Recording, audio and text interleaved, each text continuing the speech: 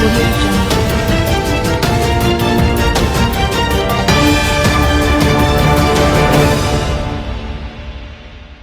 अथल समुद्रर अगाध जलराशि आउ तारि भितरे केउआड़े हजि जाइछन्ति जणे ओडिया नाविक।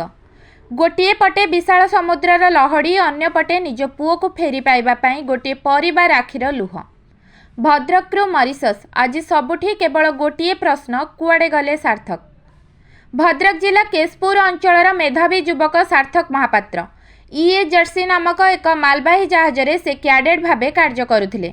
गत फेब्रुआरी 3 तारिख सकाळू से रहस्यमय भावे निखोज हो जाइछन्ति। 7 दिन बीती जाइथिले मध्य ए पर्यंत तांकर कोनोसी पत्ता मिलुनाही। सूचना अनुसार फेब्रुआरी 3 तारिख सकाळ 6:15 रे तांकु शेष थर पई क्याबिन को जाउथिबा बेले देखा जाइथिला। मात्र 2 घंटा परे जेतेबेले चीफ ऑफिसर जांच कले सेठारे सार्थक नथिले। जहाज कर्तृपक्षक द्वारा जारी करे जाइथिबा दुईटी भिन्न भिन्न बयान एबे परिवार लोकंक संदेह को आहुरी बढ़ाई देछि। पुओ को फेराई आनिबा पई सार्थक मां रश्मिता महापात्र मुख्यमंत्री मोहन चरण माझीक द्वारस्थ होइछन्ति। राज्य सरकार ए घटना को गंभीरतार सह नै केंद्र वैदेशिक मंत्रालय एवं जहाज चलाचल मंत्रालय को चिठी लिखिछन्ति। सार्थक परिवार पई एबे प्रतिटी मुहूर्त जंत्रणादायक। समस्ते प्रार्थना करुछन्ति जे सार्थक सुरक्षित भावे घर को फेरी आसन्तु।